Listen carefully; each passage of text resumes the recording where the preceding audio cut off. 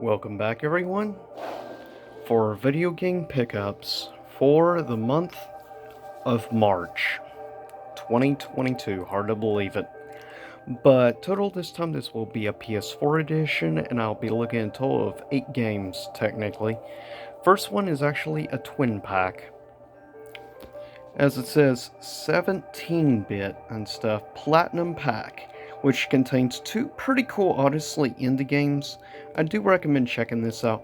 Now, I picked this up on clearance back early last year in 2021 from GameStop. I believe I paid something like $10 for this, brand new. So yeah, always take advantage, especially if it's to help out a smaller indie developer. But with that said, yeah, you have 2 very interesting, unique games. The first one, yeah, is technically our space game. It plays more like a classic on-rail shooter game. And the other one is more of a strategy type of game, I guess you could say. Both very unique and very different. It is cool that you can do like network play, 2-player, which is definitely a cool feature. Next up is one I found on clearance at Walmart. Now, I believe I picked this up for around on clearance. I believe it was like $5. So always take advantage if you have the chance at Walmart to find something on clearance. And I found this one back in December on clearance with a few other games they decided to take advantage given Christmas time. So I took advantage and got. Yeah, this is an interesting game. You can do up to like I believe it's like a 10-player co-op. Now this is the deluxe edition, which includes a few extra DLC features, as you see, like special cats, as you see, pets you can have in the game, like cats with horns and stuff, which is interesting. It plays top-down, sort of similar to that of like games like, I guess you could say, games like Diablo, sort of, though. Adding up to 10-player co-op. Now, I love the cel-shaded art style it goes with. That's like a big weakness of mine when it comes to games of cel shade. As you see, also though, the game was developed and done by Gearbox. Now, it's not a game you can just play non-stop all the time. You have like 2 different ways of playing. One is survival, just to see how long you can survive, and then the other way has a set time limit, and then it resets. So, unfortunately, I can't just play the same game non-stop. But as you see here also it states, Internet and PlayStation Plus required for online multiplayer functionality. And it's cool, it also includes PS5 upgrade available as well. So that's good. But yeah, it's an interesting indie game. Though Gearbox was involved, it was for the most part indie developed and done. But yeah, it's called Tribes of Midgard. It's actually very interesting, and I recommend it if you're into online stuff. Next up, should be no surprise given, well, the name of my YouTube channel is after Dragon Ball Z, and the fact I found this super cheap, actually, back around this, what was it, November, for like some Black Friday deals that were going on at, actually, Walmart. I found this very, very cheap. I believe I paid something like $15 or $17 for it, new. So I think that was a good deal. Sadly, it doesn't include the DLC.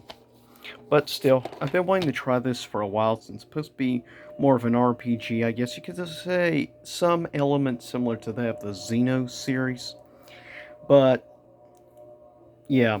As a lifelong Dragon Ball Z fan, I will always try pretty much any new Dragon Ball game that comes out. Even that weird new looking one that's going to be coming out. But with that said, next was one I also found super cheap on a sale at GameStop a while back. And I mean a while back. Manhunter. Or rather Maneater, which is an interesting looking game given the kind of power-ups and stuff you can do, given you're playing as a shark. It's definitely unique. Now sadly, of course, a lot of the special stuff is paid DLC, unfortunately, which I have no plans on getting. Now, I have yet to actually play this game because I'm so backlogged right now in games and stuff that I keep getting. But still, it's a very interesting concept game. I've seen a lot of gameplay of it. It definitely looks unique, and that's what really caught my attention to want to pick this game up and try it. Plus, a buddy of mine from work also highly recommended it. Said it's a good game to just get your anger and frustrations out on. Next up, we have something I found. Technically, it said clearance, but like it was normally like $60. I found it for like 50% off at, again, Walmart. Always take advantage of good deals at through whether it be Walmart or GameStop. You can find a lot of good deals there, and sometimes also Target and Best Buy. But with that said, this is of course the sequel to the classic original DS game, The World Ends With You, of course, Neo, The World Ends With You, which is a game I've been wanting to play for a while. And it does look interesting. I was kind of wanting to play on Switch, but I had heard from one person I know that did get this game on Switch said he did have some frame rate issues. So I decided, since the PS4 version was marked down, I decided to instead just pick up the PS4 version of the game. Though I did get the Switch, of course, remaster version of the first game. But with that said, I am definitely looking forward to this game. Now, if you're interested in playing any other sort of game that kind of plays similar to The World Ends With You, good luck, because, well, the original World Ends With You is a very unique game unto itself. Now, this game seems to have taken some of the combat mechanics and stuff that reminds me a bit of games like Dusk Diver, as well as like the Persona games. Certain elements. But with that said, third to last, we have, of course, Oddworld Soulstorm, which I was happy when I saw that they were going to release this for the PS4, because I still have yet to upgrade to the PS, of course, 5, because, yeah, it's still pretty dang hard to find one, plus I'm going to wait for prices to drop, and also for game prices to be cheaper as well, though many of the games I'm getting now include upgrade versions, thank us. But with that said, just have 2 more games left. I'll just put it this way with this game. If you've played previous Oddworld games, especially like New and Tasty, as well as a few of the others, I would say you're going to have a good idea of how Oddworld Soulstorm will play. Now, this is Day 1 edition, of course, which I got partially because of the cool steelbook case. That was the main reason. I just love these kind of things.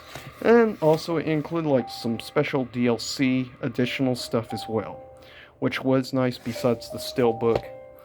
But yeah, you can get this pretty affordable. And like I said, seriously, never sleep on the Oddworld series. It's a superb, great series. Second to last is, of course, the remaster of the classic Shin Megami Tensei III. Which, this game, for a lot of people, regard this as the best of the Shin Megami Tensei games. Now, this is basically just an HD remaster. They didn't do too much changes for the most part.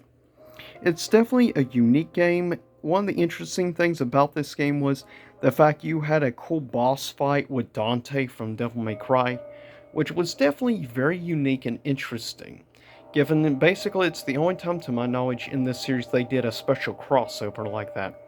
Plus, on top of it, with such a highly regarded character like Dante, was pretty cool. But I have this on the PS2, and I'm looking forward to eventually get around and trying the HD version, plus actually record gameplay. So, I'm definitely looking forward to sharing some of my thoughts and stuff of getting around to actually replaying this game, as it has been several years since I've actually had a chance to do a full playthrough of this game. Last, the reason I chose Silent Hill music in the background was for this survival horror game. Yes, this is a special physical release for Fatal Frame 5, or also known as Fatal Frame Maiden of Blackwater. Originally, this game was only released in the West digitally and on the Nintendo Wii U. interestingly enough. It did, of course, not too long ago get a digital release remastered version of this game for, of course, the Nintendo Switch, Xbox One, and PS4 slash, of course, PS5. Now, I have actually never played Made in a Blackwater, so this is a great opportunity for me to finally get to try this game, as I am a big fan of the original trilogy and found interesting the 3DS game as well. So I am a pretty long time fan, specifically of Fatal Frame 2 Crimson Butterfly. But if you're curious and if you can pick up a physical copy of this, just so you know, the only way I was able to find this, now keep in mind I got the Asian version of the game with English subtitles and stuff. So that's it, there's no English dubbing of any kind, which is fine by me. Because it doesn't feel right playing games like this in English dub anyways. But with that said, if you are interested, I pre-ordered this a while back, probably about like 6 or 7 months. Like I pre-ordered this back in the summertime last year through Play Asia. Now they did a physical version of this game for the PS4 as well as the Switch. But I wasn't sure how the game would run Switch, though from what I understand it ran good on the Wii U. But I'd rather play it with the best optimized ability and stuff, which with a PS4 Pro. But that's it for this edition of Game Pickups, but I think this is cool. Definitely some awesome, more mature rated games, which I'm looking forward to. And yes, I will do a recorded playthrough of Fatal Frame Made in a Blackwater for the very first time, so I may record also me speaking and talking about the game as I actually play it. But don't expect me to be one of those overreacting type people, because I'm not that kind of person who does fake reaction crap. But with that said, I'll see you all next time. Stay safe and have a good rest of 2022. And I'll see you all for another one of these coming next month, which is going to be a retro themed one. So look forward to that. See you soon enough.